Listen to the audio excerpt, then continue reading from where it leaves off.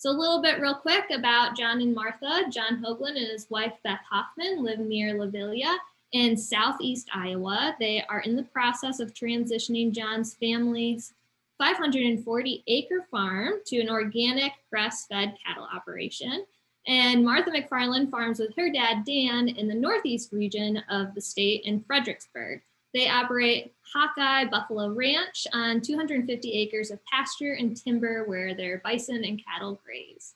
Martha and John, you each moved away from home for a time before coming back to the family farm. And so could Martha, you start first, and then John, just share with the audience really briefly, where were you living before you moved home?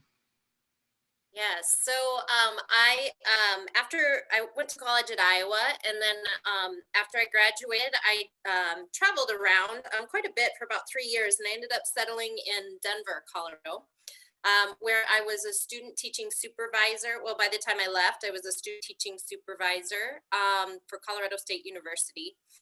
Before that, I was working as an English teacher. How about you, John? What was your life like before you came home? Well, I went to college here in Iowa as well. I went to the University of Iowa, and I was convinced by a friend to move to Wyoming to start a business, which never got off the ground. And I wound up moving on to San Francisco to go to culinary school. I worked in the restaurant business as a chef for almost 10 years. And then I worked in the wine business. I worked as a produce buyer for a while. And then I got a friend of mine asked me to help him in the butcher shop, and I became a butcher. And I did that for the last 12 years. So I was gone for about 25 years. It's pretty much all in food related, and give me a real desire to get back here and maybe use some of what I learned while I was out there. What inspired you to come home? Like, what was your moment where you just knew, all right, it's time? Well, I'd always kind of planned to come back. When I was younger, my desire was I was going to come back and I was going to open a restaurant and have something like that. And after being a chef for 8 years, I quickly came to the conclusion that was a really bad idea. It's a fun business, but boy, it eats you alive. And I'd always wanted to get back here, but as I worked in the various industries, it became clearer and clearer to me that this was where I wanted to be here on the farm, and that all of the things that I had learned could probably help me in starting a business back here. But so what made you decide to come back? I had always grown up loving the farm. I wasn't somebody who wanted to like get out and get away so much, as I think I was really lucky to come from a family that inspired me to want to travel and to do things and to go explore the world first. But I can just remember being out in Colorado and telling my dad, 5 more years. And one of the reasons I went into teaching was so I could kind of live this world in both places, and I would come home in the summer times. So since about 2004, I would come back every summer. I would do the tours. But it definitely was interesting coming home because I hadn't been raised as the girl in the family. Nobody expected me to be the one to take over the farm. I had older siblings, and for one reason or another, things didn't work out with them. But by the time I was living out in Denver, the question was, okay, can I really do this? Is this something that I feel like I can tackle and take on? But at the same time, I just love the farm. I've always loved the farm and loved being here. And yet I had such a good job. Working for Colorado State University was this killer job, and I have a real passion for education. But my mom was diagnosed with ALS. And so that was one of those real reckonings, like a time when you have to realize, like, okay, what's really important here? And I've never regretted coming back and being here. It's been pretty awesome.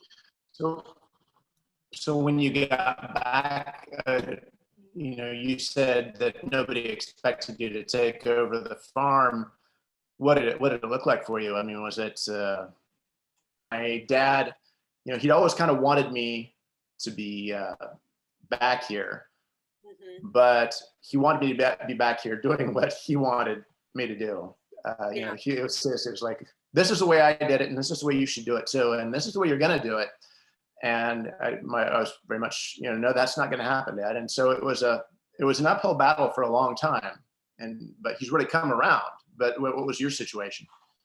I would say, you know, in the beginning, it was very much just a learning and taking it all in.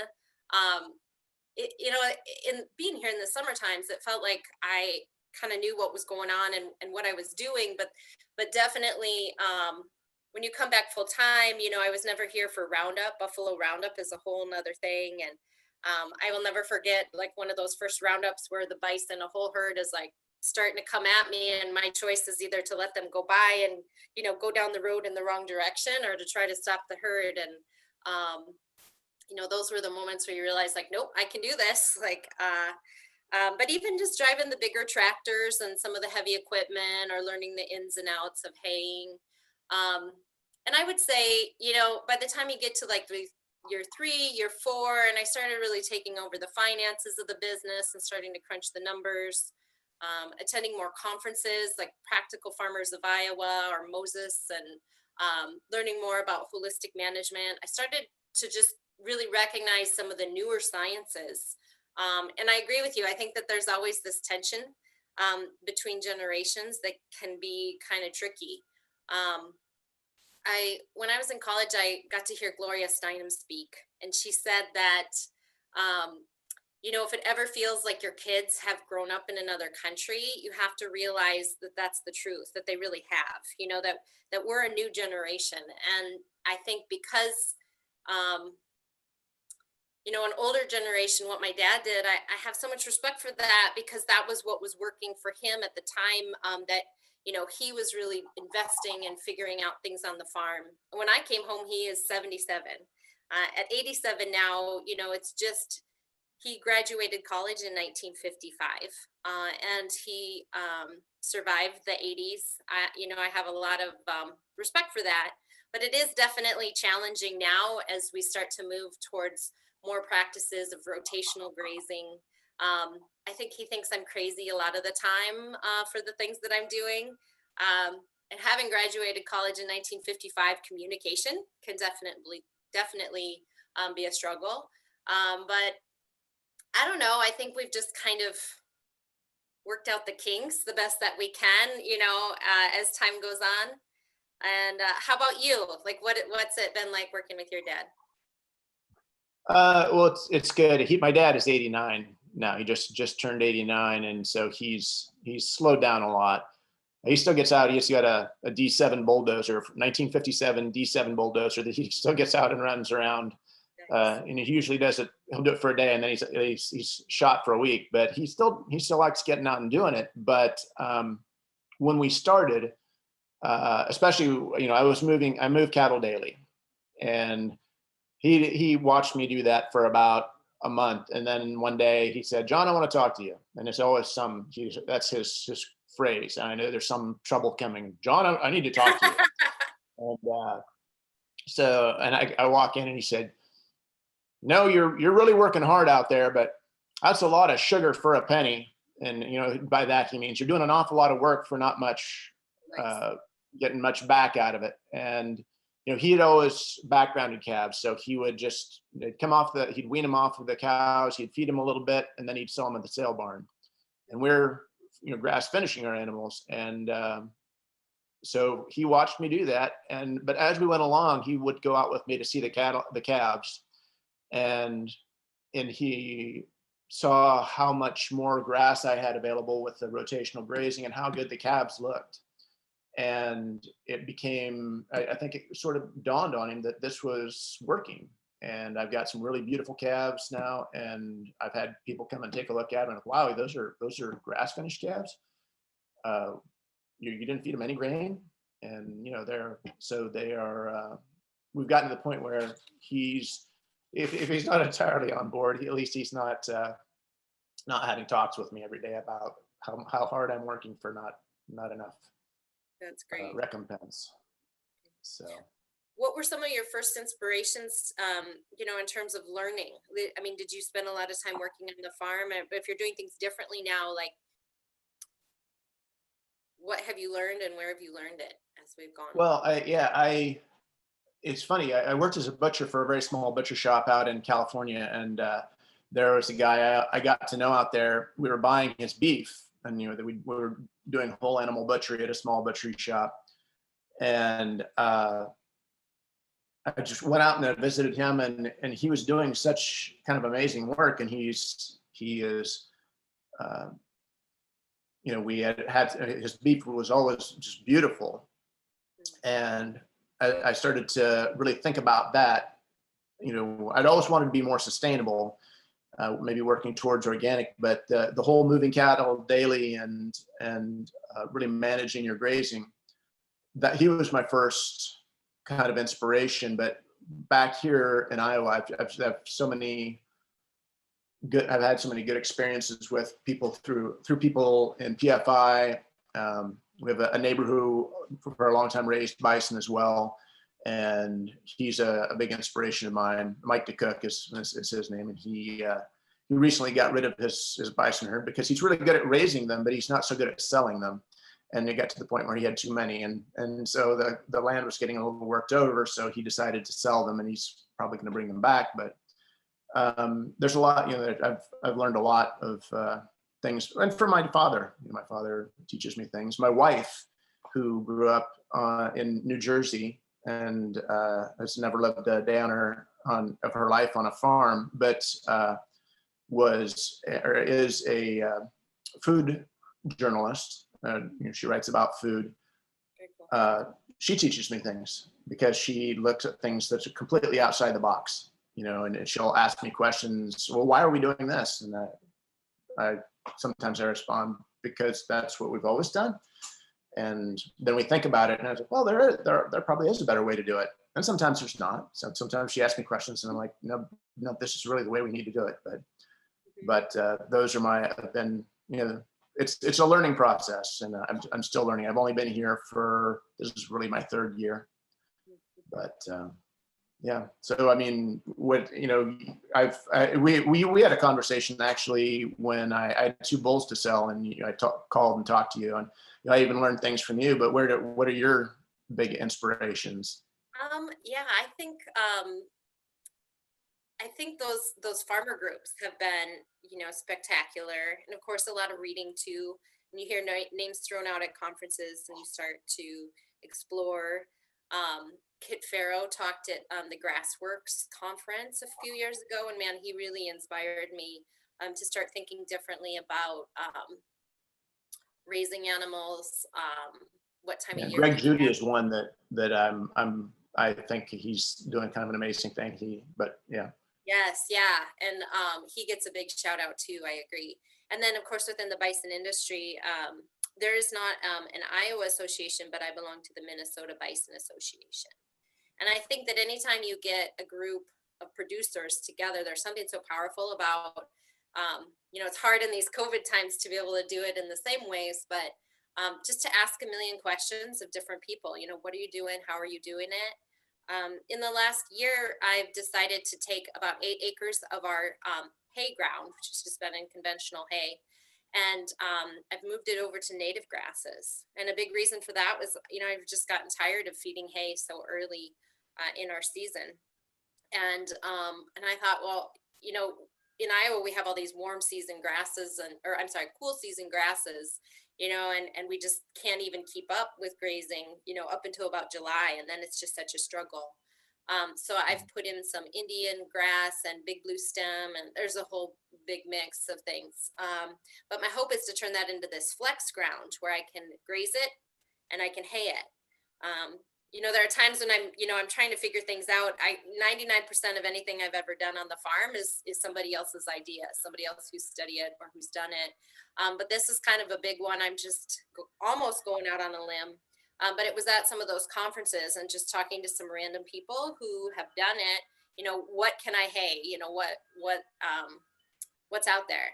And I welcome anybody who's listening here on more feedback for that, because I still don't really know what I'm doing.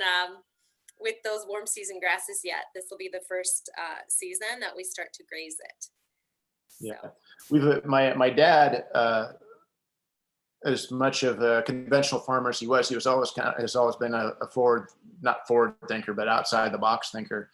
But he planted a lot of a big blue stem in a few of our pastures and Indian grass, and even did some Eastern gamma grass. And it's, those are the Eastern gamma grass we don't have a lot of, but I'd like to get more, because I guess I've heard that it's a fantastic cattle feed. But I also am trying to get more of the warm weather grasses, and get a little more prairie condition.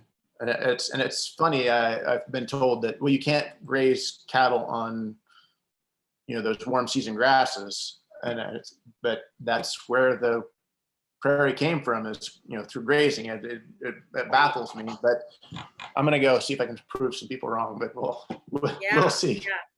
See how that works out. I found it was really hard to try to get it to grow in established pastures, because season, everything was cutting out. So I was spreading seed. And so, we're seeing it pop up in different places, but we'll see how. Have you tried burning? No, not burning yet. But we've just started it. I mean, so it's been planted, not last spring, but the spring before. So we've been waiting 3 years to really get to the point where we felt like it was ready. Yeah. It's just this Our neighbor who had the bison, he really advocates, if you're trying to establish prairies, that you can burning as a big bonus for the grasses. And it depends on when you do it. The grasses you burn in the spring. If you're trying to promote the forbs, I guess you burn in the fall or winter, but I'm not sure. But he's shown me different things where he had an entire field of Reed's canary grass, which is really dominant. It's really hard to get anything started in it. And he's burned it 3 years in a row. And after each burn, he goes through and spreads native grasses. And we walked through there, and there's a tremendous amount of native grass and forbs. And it hasn't completely overtaken the Reed's canary grass yet, and it probably won't ever. But there's a really good stand. So I've been thinking about burning this spring, so that we right now we'll use burning for like different sections of ground. Like there's some spots within the hayfield that are not tillable, or that we don't even hit with the tractor, but that will get grazed, that will burn, and that sounds pretty sweet. So oh, go ahead. I was going to ask you, are you with the burning, how upset are your neighbors going to be if they walk out the front door and see the prairie's on fire? It's always been a little bit of the fear. So our ground, where the bison run, we might put the Herefords back there a little bit, but it's mostly the bison, and it's like 110 acres, but there's some really deep woods. A lot of old hickory, a lot of old oak, river birch. And one of my biggest projects being back on the farm has been working to clear out the understory that has just grown thick with multiflower rose back there. And we've really, mostly I've just been back there with our skid steer and this big front mower. And I love the idea of burning, but I'm always a little worried because our woods adjoins our neighbor's woods, and you have this vision of, well, what am I going to do and what can it do to the neighbors? Luckily the hayfield's like in the middle of our farm. So I don't think anybody, I think I'd be safe there. Yeah. I've again, from our neighbor, he said that it's burning in woods is actually is easier to control usually than burning in the out in grasslands. He said grasslands can really get going. They said usually woods are a lot easier to control, but I can't really speak to that myself, but that's the word on the street. Yeah, I've heard that too, and I think there's a new area that I'm working on back in the woods that I've been intensively like rolling out hay. And it's a wooded area that I've cleared out. And so, but there's a lot of tree, like leaf litter on the ground. So I feel like that might be a spot. There's a few spots back there. I get braver. Every year there's something more that you start to think, oh, I could do that or do this. Of course, depending on time, and what's going on. I just see someone in the chat was talking about goats on the go, and that's one of the things we've had a lot of trouble with on our farm as well. And you mentioned multiflora rows. We have a 40-acre piece in the back north end of our farm that it's just overwhelmed with multiflora rows and honey locust. Oh, And the cows get back there, and it's just, if they're 20 feet away from you and standing still, you don't know they're there, because it's like a, I call them and I call them and I call them. And if there's a cow who has dropped a calf back there, it'll be a week before she comes out. But I'm hoping we're buying some goats, and I'm hoping to be able to really kind of refurbish that area. And it's probably always going to be silvopasture, but at one time, my great grandfather farmed it pretty hard, and it was very probably thin soil and very erodible. And now there are areas where it's, it's still open. It's like there's sand, kind of a bit of sandy soil. Really something to be said about clearing out that understory. That's what it would have looked like before some of those invasive species came in, or fire would come through and come across the prairie. And as far as getting goats for myself, unfortunately, goats and sheep can be a passive carrier of a disease that's fatal to bison, and that bison are very susceptible to. So sheep and goats could be 5 miles away even, and there's been records of them catching this virus from sheep or goats. So I have to always be really careful in that case. But I ended up getting a Lacklender, a little shout out, I guess, to them, which is a small business out of Iowa City. And that mower has really been a tremendous help, especially with even honeysuckle. We have a lot of honeysuckle back there and some other really undesirables underneath. So the landscape slowly transitioning. My biggest challenge back there has been that it's still been wide open. And so, it's hard to change the feel of our woods back there. Everything feels so wild, and I love that. So to put in too many paddocks, I think would be unfortunate. But I think we've got it now where we're going to just fence off most of the woods, because what happens is the bison are super curious. As soon as they hear the skid steer and the mower, then they want to come out, check out what's going on, and then they see fresh grass, and then they eat the fresh grass, and then nothing really ever gets established. So. It's what is the disease that is by goats? Metatarsal fever, I believe, is the name, but it's known in the bison industry as MCF virus. Okay. And cattle can get it, but it's like 1,000 times more. Bison are like 1,000 times more susceptible to it. Deer, it's also a concern in deer population. And I have another follow-up question. Somebody a little bit ago was asking, how, because you're talking about practices and transitioning, they were wondering, how did you know where to begin as far as transitioning from old practices to new? And what was that like? That's such a good question. Yeah. For us, going from selling our cattle to a feedlot and to what we're doing now, which is grass finishing our own beef. My wife was just adamant. We're not selling our cattle into a feedlot.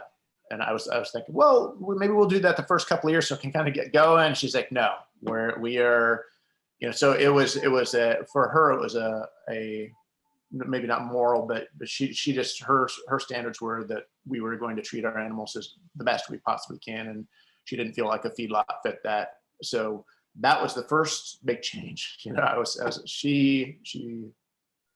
not an option as far as she was concerned. We were doing it the first year. And I said, well, that means we're not going to have a calf crop for the first year. And then she said, oh, and that was another conversation, but we figured out we could get through. So, yeah, but that was our first big change.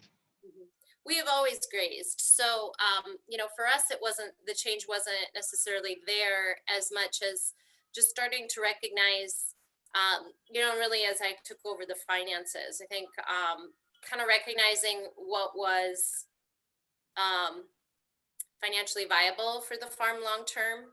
My dad had been retired and also had some retirement income to work off of. And so as I look at really wanting just to run the farm full time and not have to sustain a second job and kind of figure out, okay, like, what are we doing here? What are the numbers of animals that we can be raising here? It was really kind of that financial recognition early on. Oh, if I start to work more through rotational grazing, you think about it, if you wait 3 months for that grass to grow, you end up with 3 times as much grass, right? So it's kind of been playing with that, as well as just, I guess, understanding more and more about soil health. I think that's something that's more new in my understandings. So for me, I think with my dad, it was kind of just a discussion of, hey, I think I want to build some fences. And it started with those fences. And one of the other things that I've realized as we have moved cattle around the farm is we have areas where there's water and there's areas where there is no water, and we have ponds all over our land. And I figured out some watering systems that I can use at those ponds. There, we also have some gravity flow into the COBAD waters, which are the in-ground frostless waters. But it's if we don't want to water out of creeks, which we're trying to avoid because cows are pretty hard on creeks, especially if they're in a spot for a while. I've decided I'm going to have to build more ponds and get more gravity flow water systems in place so that we can water our cattle without having to take it out of our rural water system. You have to pay for it, and it seems like a bad use of water that is for people. So it feels like water is always that first thing that you think, okay, I'm going to build a fence, so I have to figure out where the fences go, but really you have to figure out, like, how are they going to get water now? If you don't want to be hauling water. I don't. I just actually completed an NCRS project this summer. So that's been my new thing, is learning I feel like now I feel like I'm a plumbing expert. Really, in all the talk about what we do and how we do it, I think I need to give a big shout out to YouTube too. Farming, trying to figure it out. Like, okay, well, I don't know what, and Wendy Johnson, who's a Practical Farmers of Iowa member, had a watering system, and I was able to go up there and look at what she had done. But we were doing something kind of mirroring 2 systems, and it was a little different. And it's definitely been an adventure this summer, but I've learned so much, and I'm excited to try it out. This spring will be the first time we start using it. So.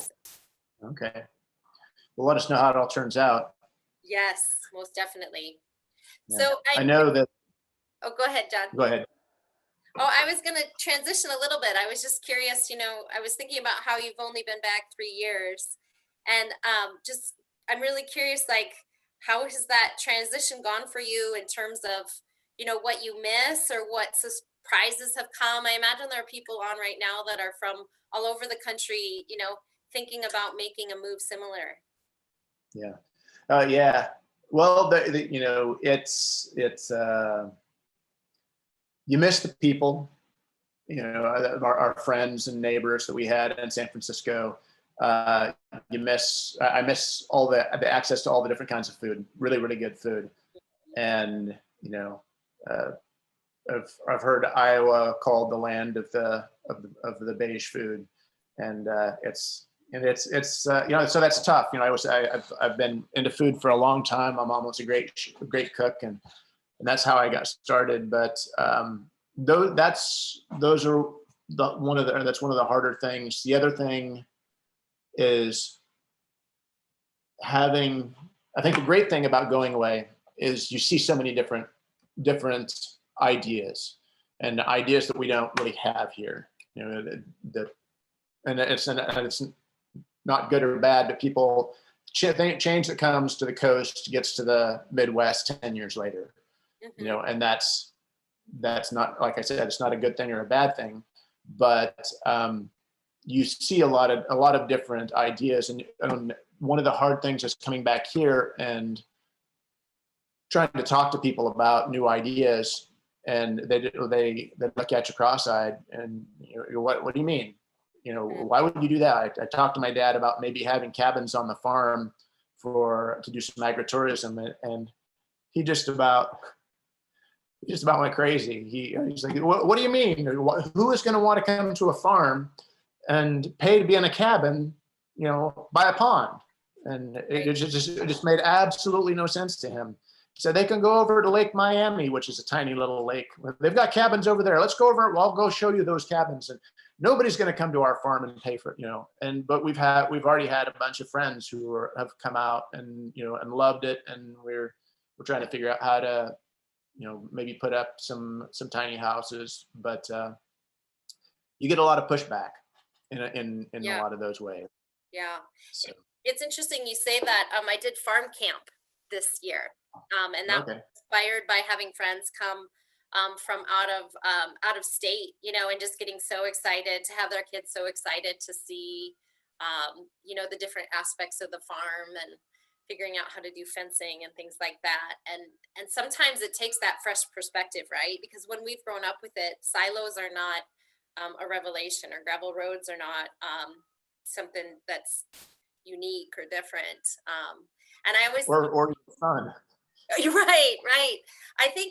The statistic, now this is probably a very old statistic, but that Iowa was one of the leading states, sadly, in the nation for kids leaving the state, right? And not, and I remember this was actually the time that Vilsack was governor, and I remember there was such a push to keep kids in Iowa, and I always felt like that was the wrong approach, because I just think it's important to leave and then to come back, and that is sort of how we regenerate new ideas, just in the same way. Diversity is always good, whether you're talking about your pasture or your soil, or what your companion planting and what you're growing, or when you're talking about people and learning and new ideas.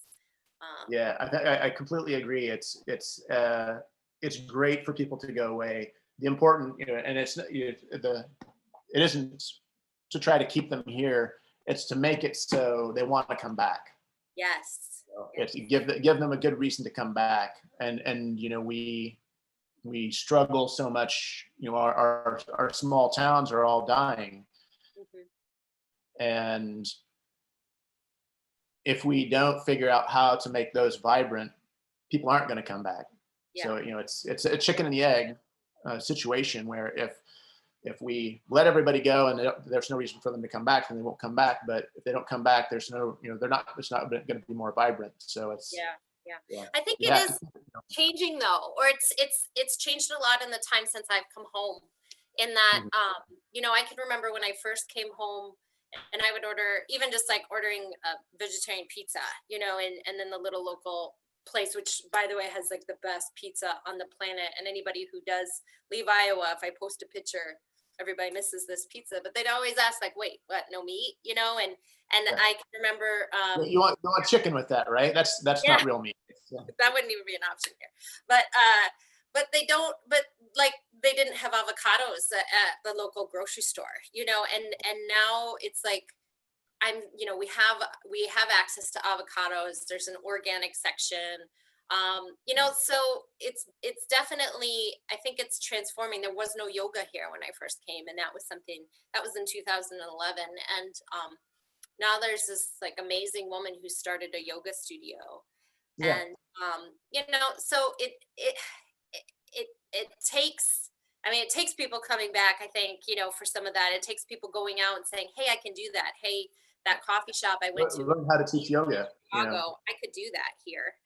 And I think in some ways, it's a lot more, everything is a lot more accessible here too, in a way that if you wanted to start a coffee shop, or if you wanted to do something in Chicago, it would be so expensive, right? But here you have the support of the community and lower rents and kind of ways to get things started. Yeah. Yeah, it's a continual thing that my wife and I talk about. We're considering opening a brick and mortar part to our farm in the local town, and if we can find the financing, and we visited farms. We traveled overseas and we visited some farms who had either a place on the farm or a place in the town nearby, and they were the most successful farmers. And my wife is in love with the idea of building community here in our area, and it will be a struggle, and I hope that that we can do it, but if we can find the support in the community and make it worthwhile for everybody involved, then I think it could be a big boon to our community. It's a town of 300-400 people, but it has a highway that runs through it that has a lot of traffic. So it's something that is very enticing, but it's scary at the same time. It is. And I think as we're talking, one of the other things, if people are considering coming home, is just the recognition that you have to drive further. Like you can find it, you just have to drive an hour, or maybe more, depending on where you're at or where you're located. I always joke that when I first came home, because I remember actually researching it. It wasn't just like, oh my gosh, I can't find kombucha tea, and I meant like the Synergy brand, or or something that was really not homemade or fancy or anything. And I researched like getting it shipped to the house, because I just and now and now that's something that's carried in the local grocery store, but it is kind of scary, or you feel like, I don't know, like, where am I going to get it, or how am I going to get it? But some of that's just discovering those places, and then once you do, and that community too, I think that also comes, the people who are doing things or kind of have the same experiences, and then getting to know people, which is its own, it takes a couple of years, I think, to really make friends. Very much so. Even people that I knew in growing up in school, it's and I live right next to the guy that I went to kindergarten with, preschool, and and I visited him twice. He lives a half a mile away, and he hasn't come to the house yet, but when we get past this COVID thing, we'll start spending some time together, hopefully. But it's I was gone for 25 years, so it's he's got all of his friends in line, and it's a much bigger challenge for when you're coming back to find people to be friends with, and to build a community around yourself. I know we're getting close to the end of our talk. If we want to I don't know, open it up to questions, or how are we doing on time? Absolutely. So we can start transitioning to questions. There is another question that was added to the chat box a little while ago that fits really well with what you're talking about now. And they were interested in, they want to know, is the community asking you questions? So what kind of reception have you gotten from your neighbors, and like how have maybe those relationships changed as they're seeing what you're doing, which might be a little out of the box, or what's that been like for you? I don't know if I've had anybody asking me. The people at the NRCS office and the FSA, they've asked us, what are you doing? What are you doing? But because here in Monroe County, if we become organic, I think we would be the only organic producer in Monroe County, and not ever. I think there was a guy who was briefly, organic, but so they have no experience with that. And if I go in and ask a question about organic, programs, they refer me to different counties. But so they are often asking me, what's going on and what have you found out I remember it was really cute. We'd been, not cute, but funny. We'd been part of PFI for quite a while, and I asked a few questions at the NRCS, and the lady said, well, let me check on it. I'll see if I can find anything. And then she wrote back and said, well, there's this really interesting organization called PFI. Have you heard of them? I was like, well, there you go. A little plug for PFI. What's funny is I had a similar experience that happened with the watering system. You know, I knew I needed this watering system put into place, and I was ready to hire it out to someone. And so asking at the office, you know, okay, like, who can I hire, or where can I learn about this? And they're like, well, let me get back to you. And so they sent out a few emails, and then the names that came back to me were two people that I was already really good friends with here, you know, in Iowa, in the same sustainable community. So PFI, forward thinking. Yes, very much so. And I would say, you know, with my experience, I think that the community has been really open. You know, maybe it's because bison are like this novelty, you know, and people are interested in it, or maybe because it's just been, you know, Dad's been doing this since the 90s. So it's been around, and we are open to the public. I think that we do a preschool tour every year, a free preschool tour for the local preschool, you know, and make those connections. But, you know, even just as COVID has hit, and I'm, you know, doing more and talking more on Facebook, I've really recognized some of making those connections with local people has just been the finding out like a niche for them, or what's accessible to them. You know, like, we don't have a lot of people who are locally buying our bison meat. We have a store on our property that we sell the meat.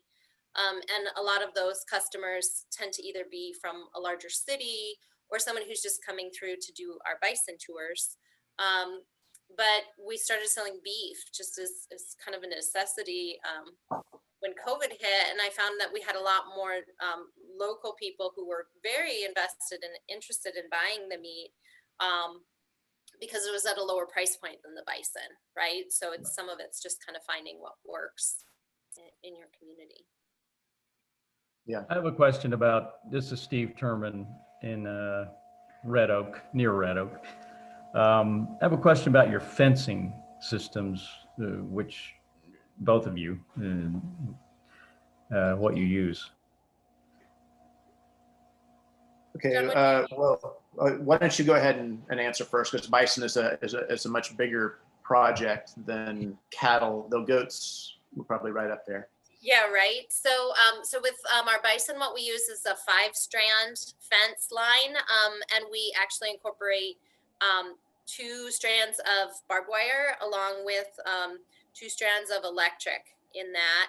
I don't do anything to the top wire, and I keep it high tensile because we have deer jumping in and out, but we aim for about a 5.5-foot to 6-foot fence around our perimeter. But our paddocks are quite large. So as I'm working on dividing our paddocks, we're moving from our small paddock was 30 acres that we're now just like splitting in half, and I may only split in half again.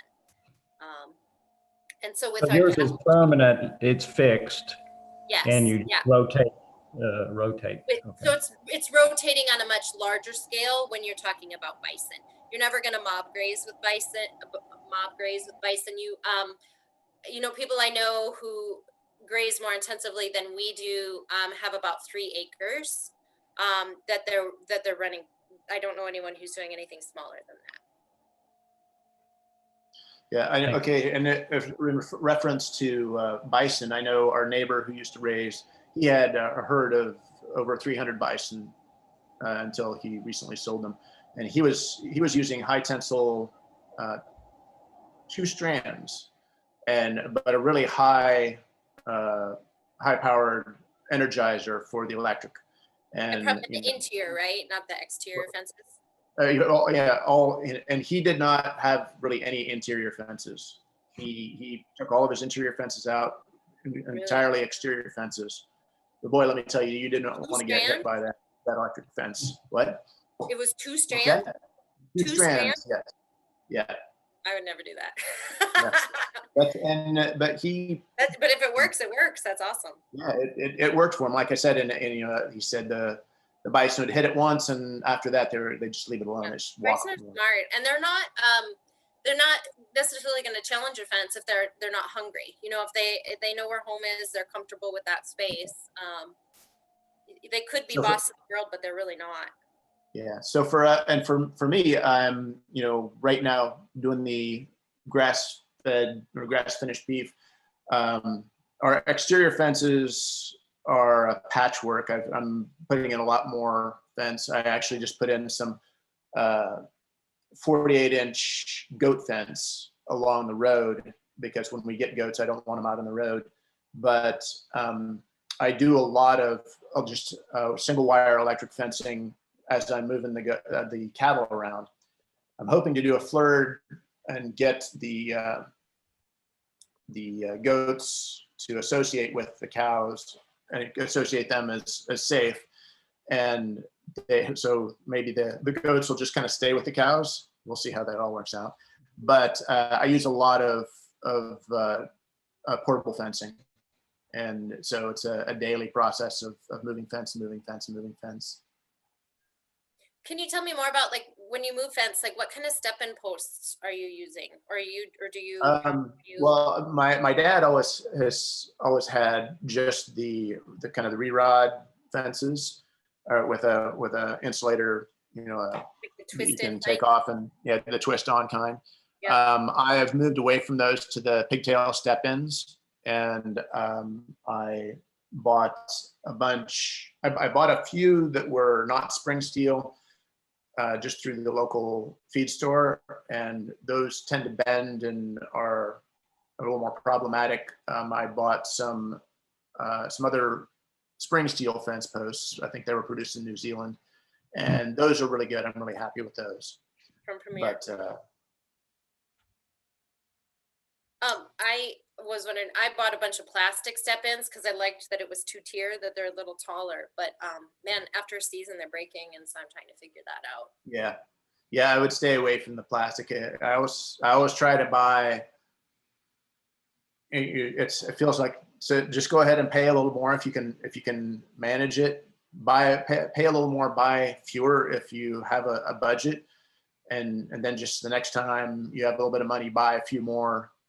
Because buying cheap stuff, it's you just are beating your head against a wall. Trouble though with just one strand and like calves getting under the one strand, or I'm not worried about.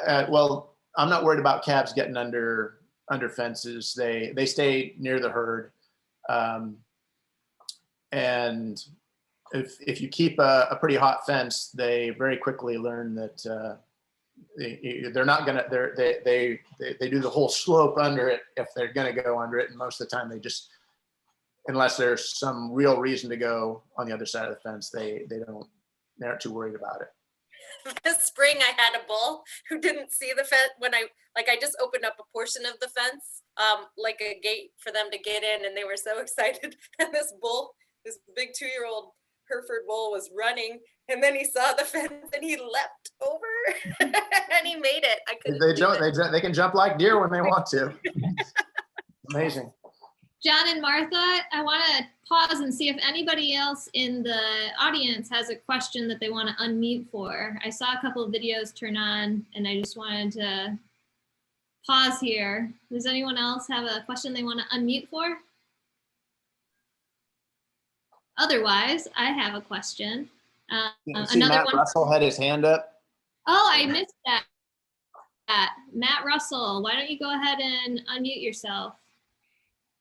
All right, just real quick, you guys are doing some really creative resource management with livestock, and I'm just wondering if you've looked at and considered the ecosystem services that, the public benefits you're providing with your systems, and the emergence of ecosystem markets and climate, carbon markets, and just new policies around that. Have you thought about that in terms of a revenue stream, and what might you be pursuing, or questions, challenges? Just what are your thoughts on that as part of your enterprise? I'm excited about it. I'm a little worried because we're kind of getting out in the front of it, and I'm kind of afraid that they're going to put it in as a program that, if you're already doing it, you don't get anything. But if you're changing, then you get something. But I think it's what we need to do. Climate change and the fact that agriculture has such a big impact on climate change. I think that it's a great way to motivate farmers in the right direction. A lot of people will do it because it's the right thing to do, but you can't do it even if it's the right thing to do if you can lose the farm, because that doesn't make any sense. But I think I really hope that this next administration takes steps in that direction. I would say I think it's the next big thing, and I have really it's something, I keep saying, oh, I'm going to wait to research that for winter when things slow down, right? And then suddenly that list becomes really long. But I think even working with private companies, I've heard stories. I haven't done anything like that myself. Great question. I will say I've heard people that there are companies out there buying up rights from farmers for that already, trying to get out ahead of it. I would be very cautious about selling your rights, because it may be something that, while maybe not lucrative, would be a great income stream for the farm. And if you sell those rights off to somebody else, that's it. You're done.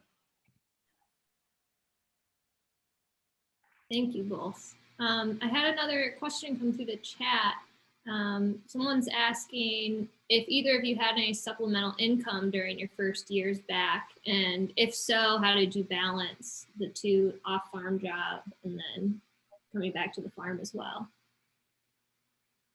Personally, I did not. I had some money saved. We had bought a house in San Francisco, and we had some income from that when we sold it. And I've allotted myself a certain amount of that money to get me through the first couple of years, and we're just now selling our first cattle, and trying to do some direct marketing for it. So if anybody needs beef, Whippoorwill Creek Farms. But quick plug. But I really don't want to be off the farm. I find that to be really counterproductive. I see a lot of people doing it, and they spend so much time at doing the job that requires 40 hours a week that they get home and they don't have time for farming. And I don't see how you can. I talked to a guy just the other day who had just got out of his job and is now doing goats full time, and I'm extremely proud of him because it's hard to do. I've substitute taught since I've come home, and so that has been a great opportunity to just say no when I want to say no. But I would say for anyone, when I first came in thinking, oh, I'll just substitute teach and I'll have all this income, because everybody around me said, oh my gosh, they need subs. The truth is that a lot of times you get 6 calls in one day, and then you might not get calls for the time that you're available. And then my situation was pretty unique because of my mom being sick and worrying about doctor's appointments and things like that. Like, I just couldn't even think about getting another job besides just kind of being here for her in the beginning. Now I'm kind of at the point where I would like a part-time job. I'm looking, I just recently finished my master's, and but that flexibility is a challenge for sure. I just saw a question about turnaround time for our operations calving to market. For me, it's pretty standard. It's about 24 months calving to having finished grass-fed or grass-finished beef. What about for bison? I would say the same. It's about 2 to 2.5 years. As far as the timing for when we harvest the bison. And do you only harvest bulls pretty much, or? Yeah, we just harvest bulls. There's no such thing really as steers in the industry. So you have that lag time, but we also do a lot of live animal sales. And then I have purebred pulled Herefords. And so in that case, we're usually selling calves as breeding stock. So we sell bulls, typically yearling bulls, but we'll keep them around until 2. If it's a slow year, we have all bulls and only 2 heifers. And then we have heifers that we sell as replacements as well. And I've like I said, just really because of COVID and the timing of trying to go to auction, I've started selling beef directly. So I'm figuring that out as I go, but mine was right around 24 months. So. Well, we have time for another question. If anybody has a question, or if I missed somebody's question in the chat box, feel free to throw it in there again.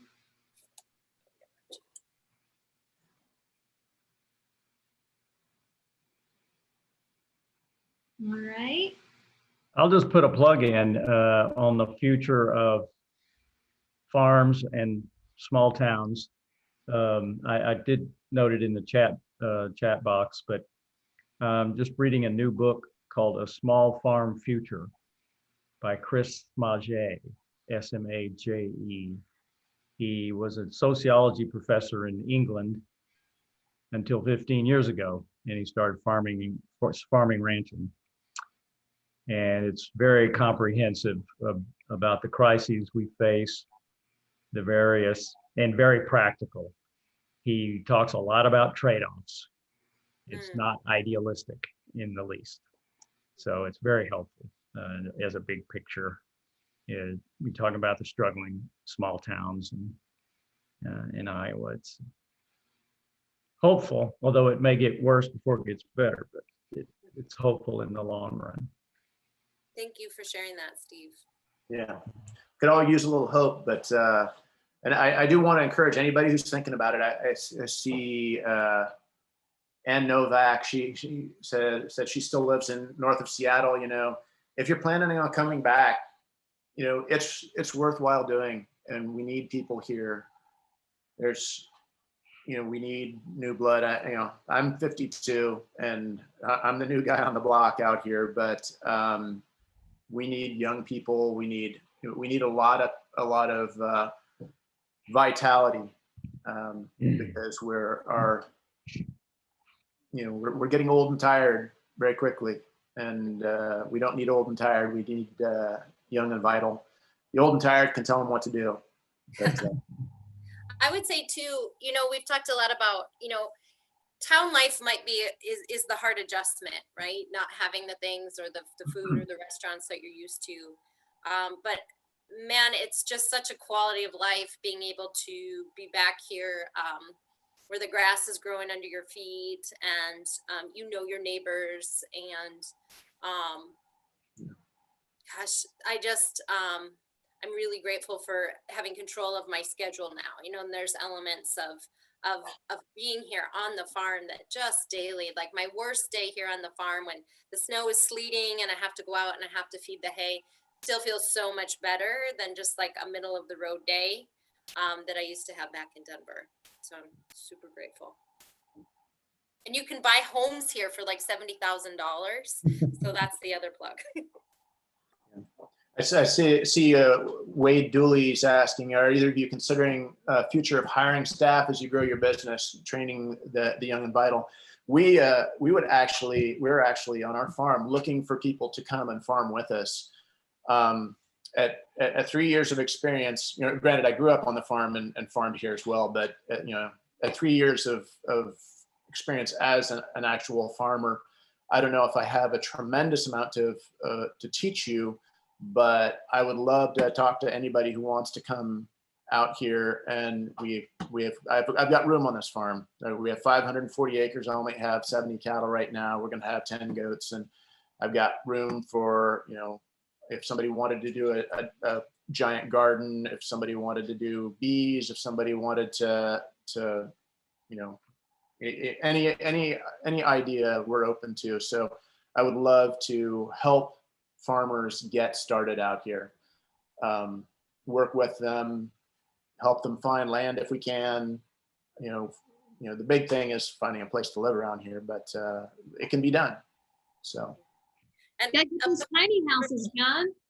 Well, yeah, tiny houses. We actually have a tiny house. If you don't mind living in a tiny house, my wife and I did it for a year, and granted we almost murdered each other a couple of different times, but it makes your relationship stronger. I want to give a shout out to with Labor for Learning. I'm part of the Labor for Learning program, and I think maybe partly because of my teaching background, I have a real passion for that. So I'm looking for people who are beginning, who want to learn how to build fence and drive tractors.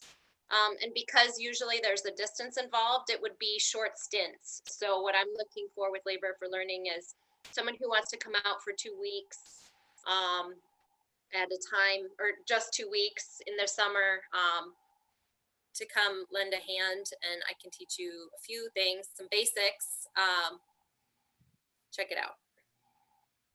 Well, we are over time, and this was a great conversation. Thank you, Martha and John, for participating in this new session and being some of our guinea pigs in it.